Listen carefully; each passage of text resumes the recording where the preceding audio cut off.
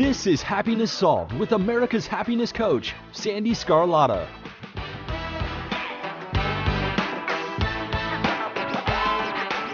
Hello, and thank you for joining us today. I'm so happy you're here. Happiness Solved is the place where we explore everything you need to become the best possible version of you. This is Sandee Sgarlata, and today I've got some exciting news for our dedicated listeners. We've just launched our exclusive members-only portal. This is your ticket to a world of additional content designed to deepen your understanding and engagement with the Happiness Solved mission. To learn more about all of the exciting benefits, stay tuned until the end of the episode where I will explain in greater detail. For those interested now, head over to happinesssolved.supercast.com. Today is another amazing conversation, so let's get started.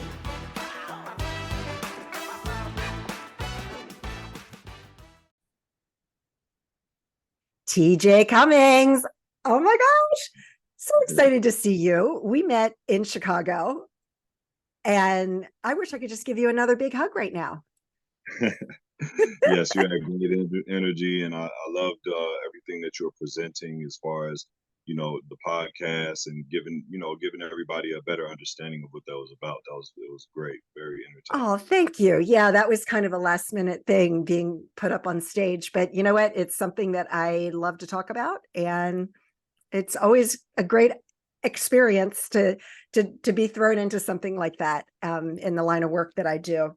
So you are a retired professional basketball player and an Olympic gold medalist. Yes. Holy moly. You played 4 seasons with UCLA, and you broke a record for the most points scored as a freshman in your first game at Madison Square Garden. Holy moly. What was that like? Just well, let's talk about Madison Square Garden, because that right there must have been like, oh my gosh, right? Yeah, so like the first night before we stayed at the W Hotel, and it was really nice. It was my first experience as a college athlete. So when I came down for the team, we have a team dinner before the game goes. So I came downstairs, and I didn't know how things went. I didn't know protocol.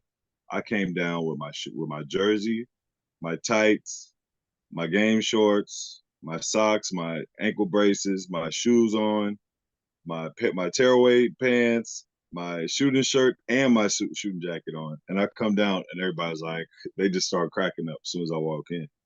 But I was ready to play. I was ready. I was laced up, and I was ready to go. And I thought that's how it was supposed to be done. After that, we go to Madison Square Garden. I walked through the tunnel after I was pretty much dressed already, so I didn't have to get dressed in the room. And then you come out, and it literally, you just see this big bright floor. The basketball court is just illuminated. It looks like something from a dream. And then the crowd is all dark. Wow. So it was like the spotlights like right on the court. And it was like when I got in there, it was like I couldn't even see the people. It was just like I was so focused on the game. Wow. That's so incredible. All right. So talk about your story. And what I'm interested in hearing a little bit from you about is your father is also a professional basketball player, Terry Cummings. You're Terry Cummings Jr. What was that like for you? And were you old enough to remember him when he was playing in the NBA? Yes, that's a great question. When I was younger, I think it was probably around 7 to 8 where it started to resonate with me what was going on. I always tell people, in my case, living like that, growing up like that, that was all I knew. You know what I'm saying? So I could understand it when people would ask me, other peers and stuff like that, but that was all I knew. I was growing up in mansions, traveling. Whenever my dad got traded, we got traded. So we went from San Diego, we lived in La Jolla. Then we went to San Antonio. And then, so I had already moved around a lot. But overall, it was just a great experience being around that with my dad. And it just pretty much ingrained in me that I want to be a professional basketball player as well. The only reason why I was thinking about that, because I watched on Sunday the Wimbledon men's final, Mhm. and Novak Djokovic was there, and he's 36 years old. And I was watching two of his boys in the team box.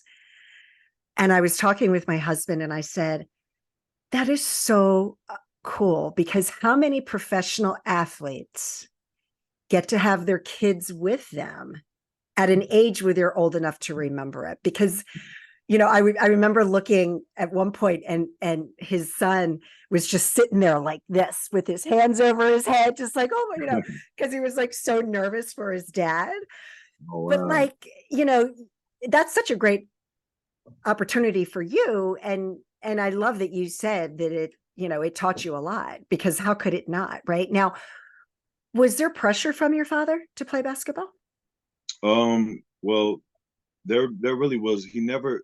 That was his thing. He was like, I want you guys to find basketball, and then when you're ready, you come and you talk to me. Love Um, it. but the craziest thing, sidebar, on the same subject, me and my father, we wanted to be in the NBA at the same time. So Oh, he wow. he retired because he had heart issues at an early age, Okay. like around his DePaul when he was playing at DePaul. Like pretty much throughout his whole career, there was always a heart doctor like very close by, like on the bench to be able to help him out. So to his on his final season with Golden State, I think he had a 2-year contract with them, and he was in his first year. And what happened was he became immune to the medication, and Oh, so then they geez. had to install defibrillator in his chest. So Mm. that was that kind of like broke that idea, but that was like our whole idea was be the first father and son in the NBA. Oh, wow. Well, I'm sorry that didn't happen, but hey, you know what?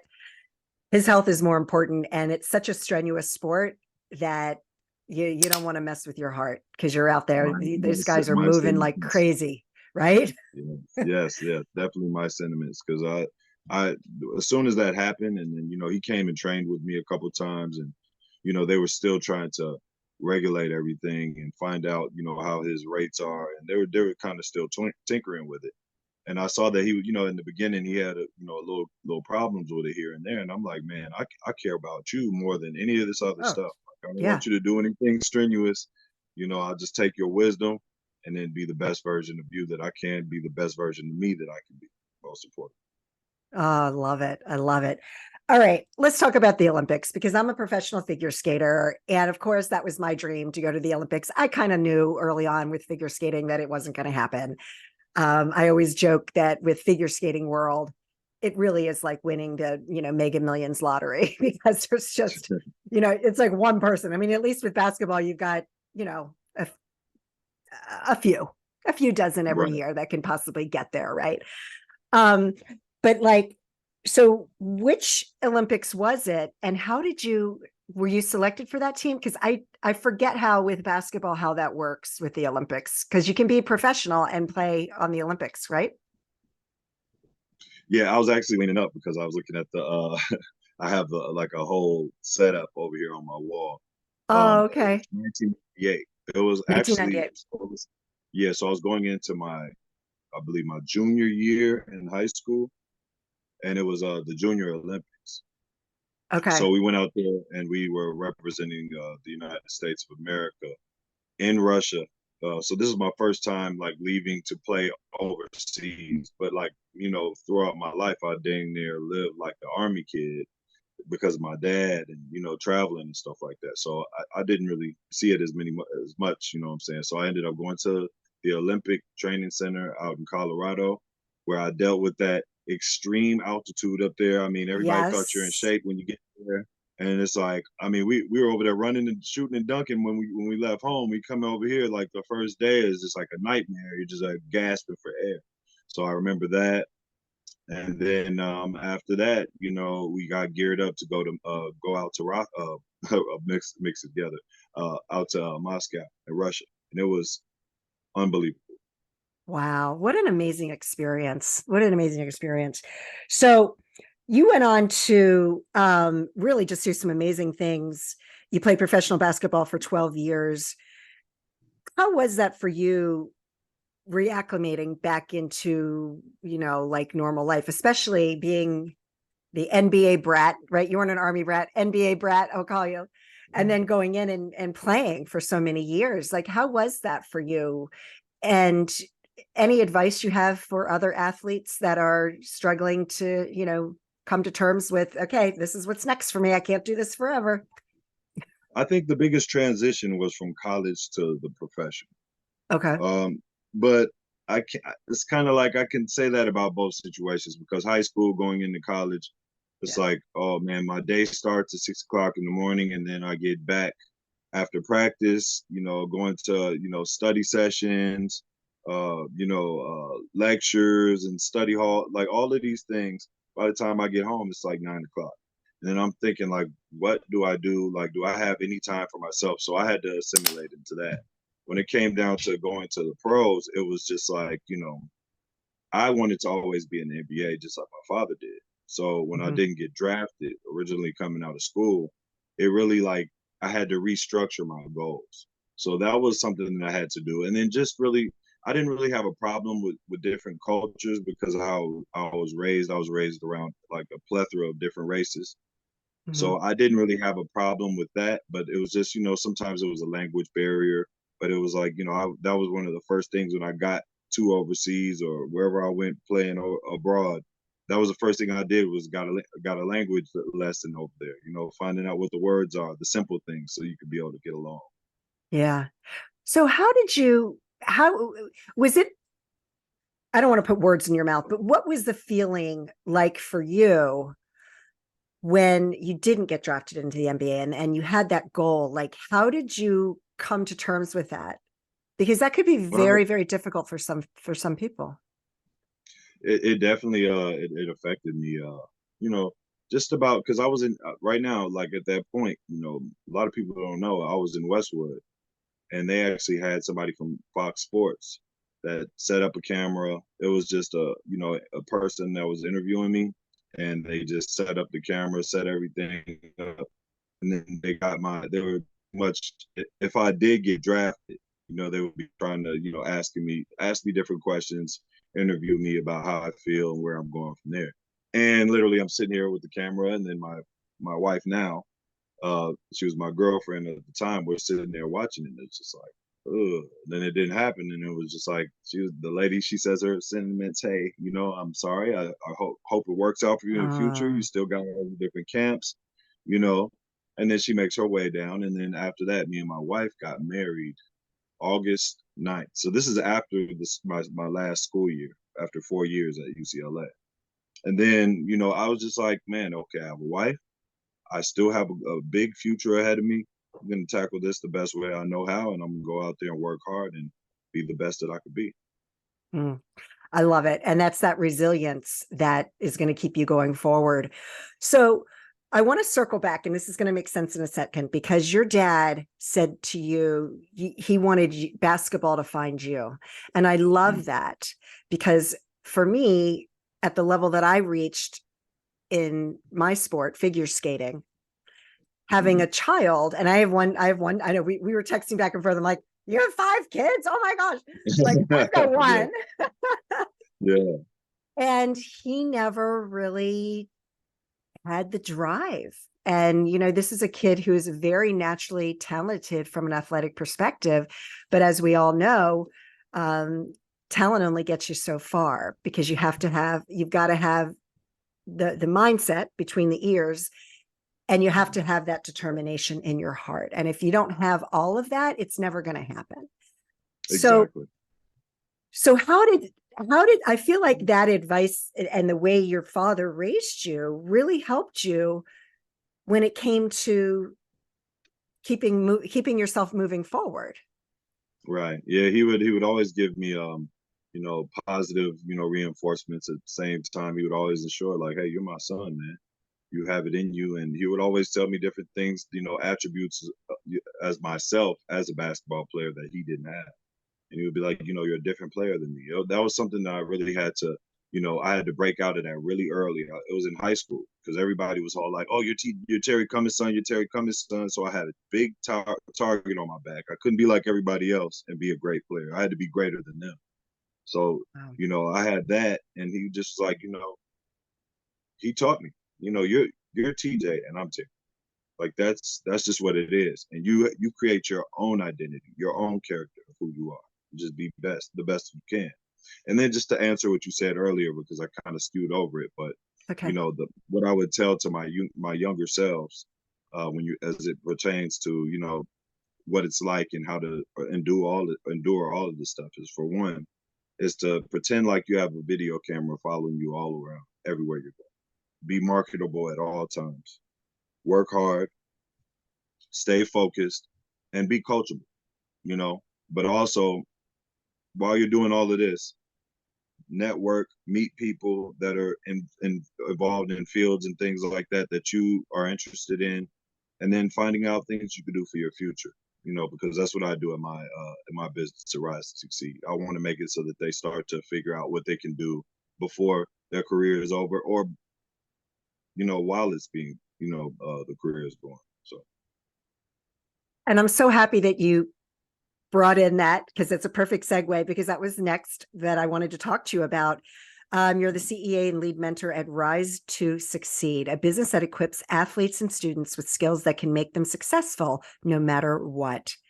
Your online class consists of 10 subjects you wish you knew after college. So it sounds like you're teaching a lot of life skills that we don't learn in school. And I love that. So talk a little bit more about this. So this is no knack on the different universities and colleges around the world. I think what they're doing is specific.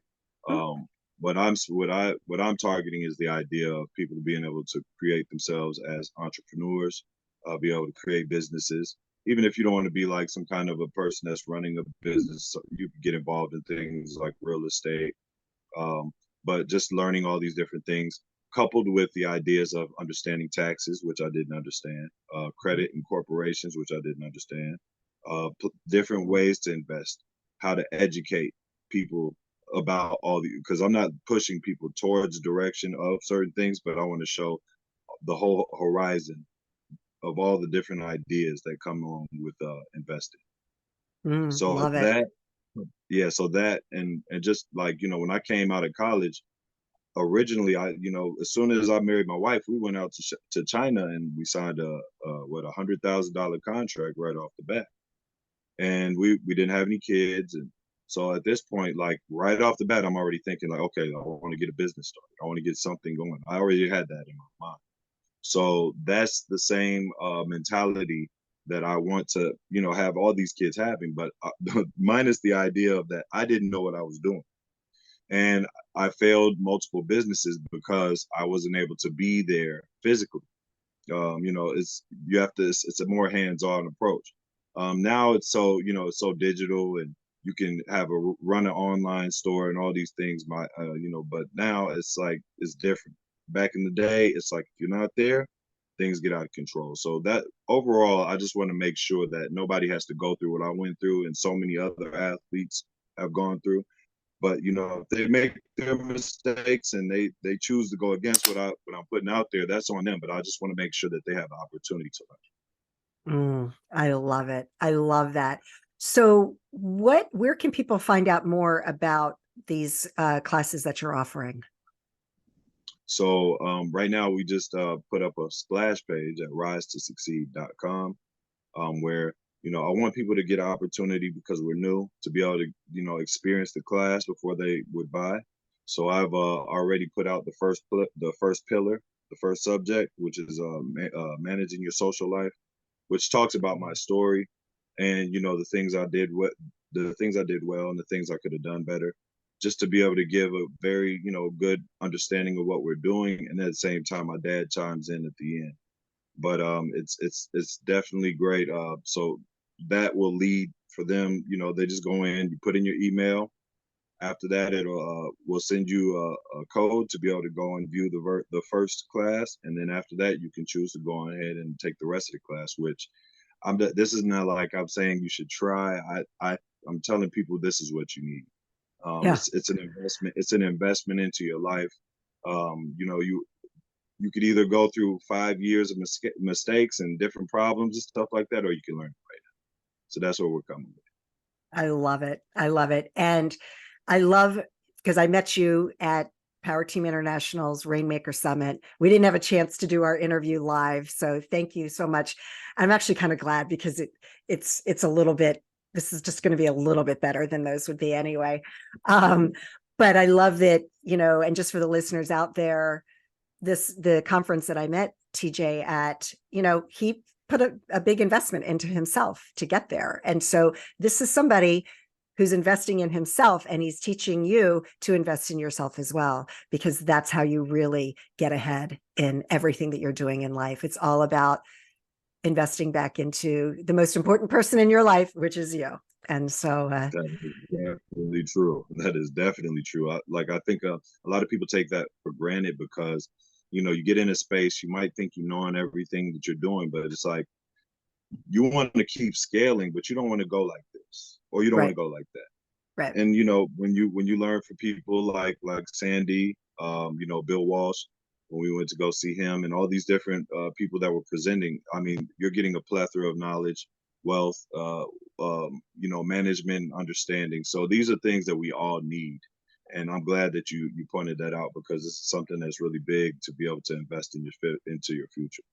Oh, I tell you, I got my business management degree well after I graduated from high school, and I had already owned a couple of successful businesses, but then went back and got my degree. That Rainmaker Summit, I learned more there in those 2.5 days than I've learned in the past 30 years of being in corporate America and owning multiple companies. And it was just so invaluable.